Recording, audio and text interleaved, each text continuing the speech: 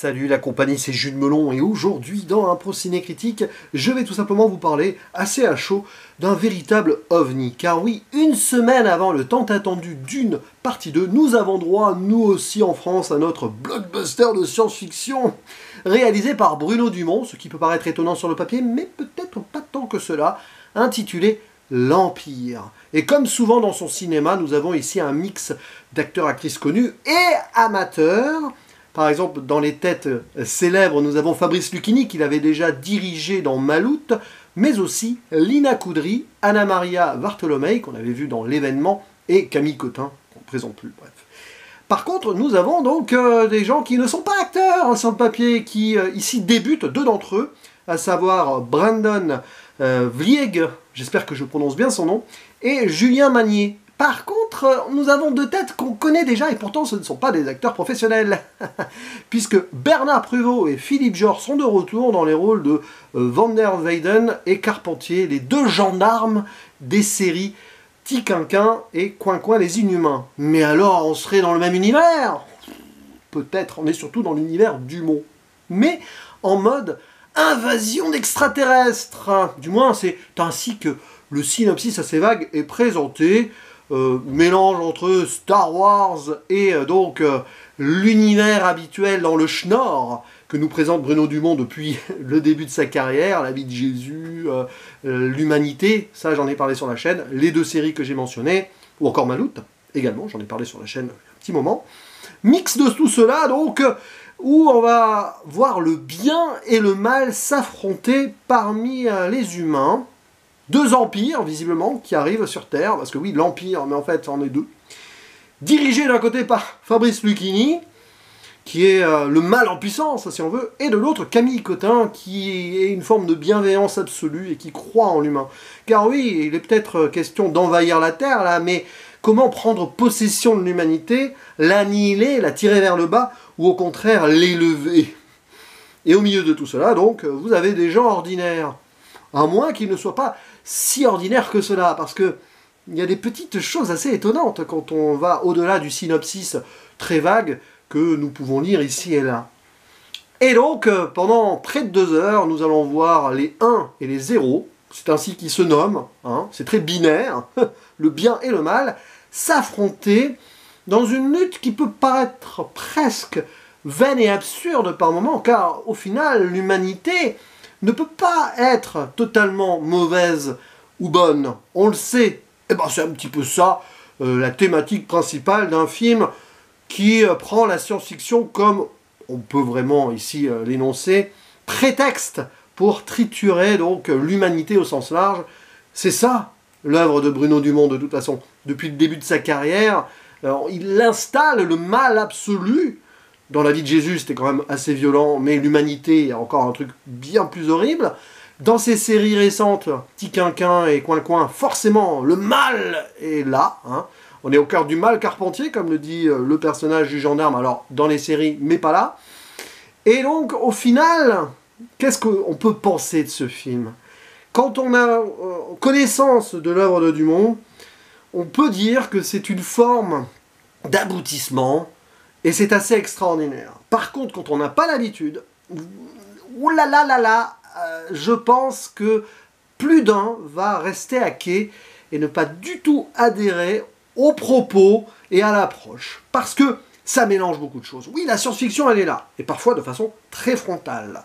J'en dis pas plus pour l'instant, mais graphiquement, visuellement, spatialement, par moments, oui, on est dans la vraie SF et il y a du budget. Il y a du numérique, forcément. Les 0 et les 1 étant binaires dans le numérique, il a ici utilisé à fond cet aspect-là du cinéma pour aller au bout des choses. Mais c'est aussi une forme de comédie dramatique. Parfois, on est vraiment dans le décalage, à la Dumont. On a l'impression parfois qu'il se moque de ses personnages, mais c'est pas tout à fait le cas. Là, c'est sûr que si on découvre Dumont avec ce film, ça peut être malaisant sur certains points. Je le concède totalement. Mais on est aussi dans le drame, presque une tragédie à la Shakespeare, notamment dans la dernière partie, puisqu'il y a une relation entre deux personnages qui ne peuvent pas vraiment s'aimer. Mais c'est surtout là pour souligner l'humanité absolue, qui va peut-être bien au-delà de ces lutte absolue venue d'ailleurs entre deux opposés totaux du coup, puisque oui, total au pluriel c'est Toto. C'est ça finalement qui est assez fort parce que le film montre très bien à quel point il peut y avoir deux superpuissances comme cela, avec leur conviction, leur côté mais jusqu'au boutiste, qui vont arriver là, mais face à l'humanité qui est pourtant très faible, très cocasse, comme le dit le personnage de Camille Cotin, c'est dans la bande-annonce d'ailleurs, et bien même face à ça, face à cette simplicité absolue humaine, eh bien, enfin sur le papier, eh bien il y a tellement de choses complexes qui se cachent en nous, parce que le bien et le mal sont toujours en lutte au fond de nous, eh bien ces deux grandes puissances, au final, leur combat qu'elles vont mener à bout sur la Terre ne peut pas vraiment se terminer comme on pourrait l'imaginer. Mais avant, évidemment, Dumont prend son temps pour distiller et installer son ambiance et ses personnages. Parce que, sans en dire plus, nous avons des humains en tant qu'acteurs, il n'y a pas vraiment de créatures. Il y a des effets assez étonnants, notamment du côté donc, des méchants, on va les appeler comme ça, les démons, hein, sorte de masse noire, hein, comme ça, avec des effets de voix extraordinaires, d'ailleurs, des deux côtés.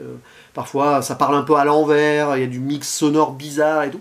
C'est vrai que cette matière noire-là, elle va rappeler ce qui se passe dans la série Coin-Coin, la suite de Quinquin. C'est pour ça qu'on est plus ou moins dans le même univers, avec ce truc qui tombait là du ciel, où il y avait déjà de la SF dans cette série. Donc, finalement, la présence des deux gendarmes, là, qui ne sert à rien dans le film, hein. Mais bon, servent-ils vraiment à quelque chose déjà dans la série, d'une manière ou d'une autre? Elle est là juste pour rappeler que de toute façon, il y avait déjà du bizarre dans cet endroit, la Côte d'Opale, là où ça se passe, et là où c'est filmé, comme c'est le cas depuis son premier film. Souvent, la moitié de ses métrages se passe là-bas, à Bruno Dumont. Et visuellement, c'est superbe, et je reviendrai sur cet aspect peut-être juste après. Et donc, oui, on a des écorces humaines, on a des apparences humaines, des carapaces plutôt, je voulais dire, mais écorce, ça marche aussi. Et parfois, on ne sait pas ce qui est humain ou pas, alors je vous en dis pas plus, c'est assez clair et visuel, dans les propos surtout, voilà. Mais il y a des moments où on voit quand même des humains qui vont peut-être choisir un camp et se laisser posséder aussi, hein. Il y a un petit côté l'invasion des profanateurs, hein, body snatcher, il y a de ça. Mais au-delà, derrière, c'est ce qui compte, c'est l'âme, le cœur, et de toute façon, derrière ces enveloppes humaines, ou ces humains, ou les deux, ça dépend, il y a des sentiments, il y a du désir qui va faire télescoper, en fait, toutes les possibilités, bien et mal, mélangées, peu importe. C'est pour ça qu'on a cette dimension tragique à la Shakespeare, presque Roméo et Juliette, un moment entre deux personnages qui clairement ne peuvent pas. Mais pourquoi pas, après tout? Le bien et le mal s'opposent, mais peut-être s'attirent aussi d'une certaine manière pour former ce que nous sommes, nous, hommes et femmes, donc, sur cette terre. Et il y a toute une allégorie là-dessus. Voilà, on va pas forcément chercher à comprendre plus.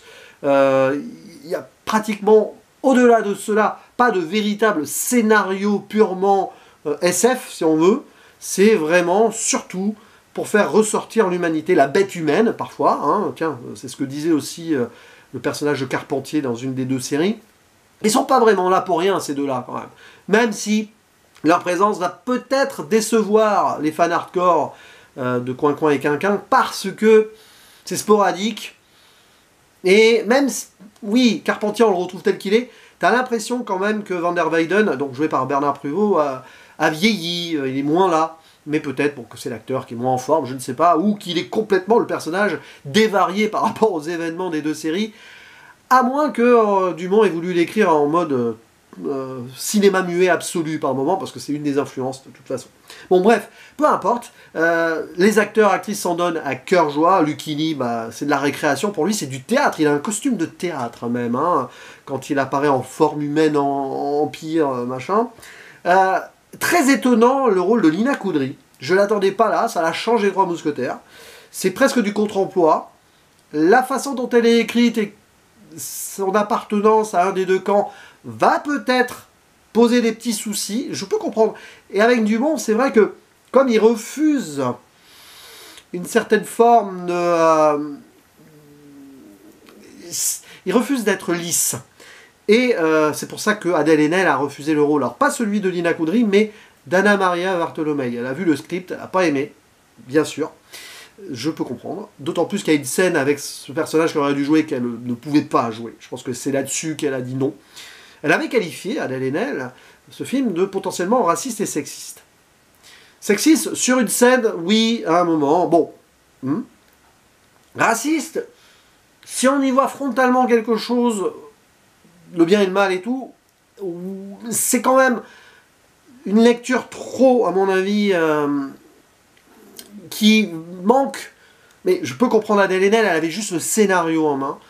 Mais il faut aller au-delà. C'est parce que le cinéma de Dumont est particulier. Il va vraiment essayer d'aller au plus profond, parfois, du côté obscur.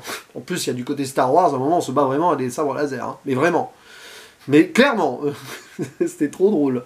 Même si on est plus en mode Lara Croft, super-héros, que Princesse Leia. Pour le personnage d'Anna Maria Bartolomé, qui s'appelle Jane. On en revient à Jeanne aussi, en lien avec le bien. Il y a clairement une continuité dans le cinéma de Dumont ici, parce qu'il a fait des films sur Jeanne d'Arc. Bref, oui, si on va dans le frontal, le cinéma de Dumont peut être perturbant et problématique.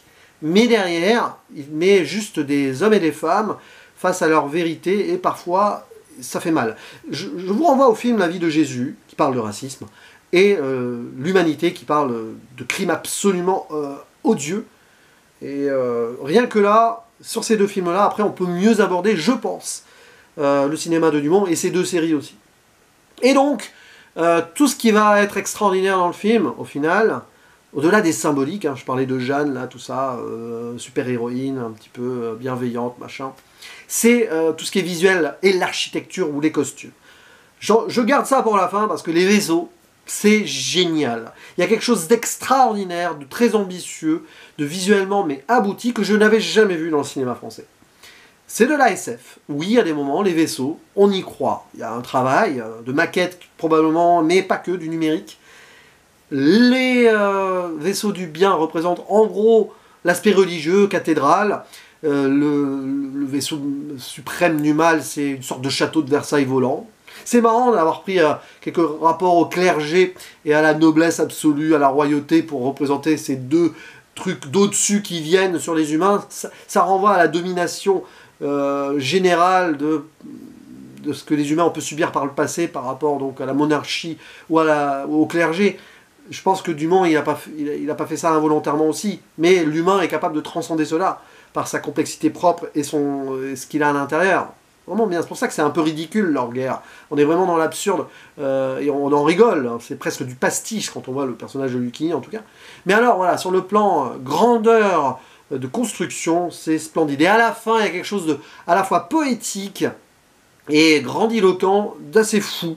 Je ne dis pas comment ça se termine, mais c'est incroyable. Même si ça paraît vain, forcément, du coup, mais c'est extraordinaire. Donc les costumes, évidemment, les designs sonores, le son, le travail sur le son, la musique, souvent classique d'ailleurs, ou parfois un peu jazz. Il y a une reprise du air de Bach en jazz, parce que à un moment, l'empereur du mal s'amuse et tout, avec cette cour, avec des cagoules noires. Mais il y a du travail théâtral et poétique extraordinaire, pictural aussi, bien sûr, parce que comment il insère ses vaisseaux dans les décors de la Côte d'Opale, ou comment il filme la Côte d'Opale, le tout début, c'est des tableaux, mais pas qu'au début.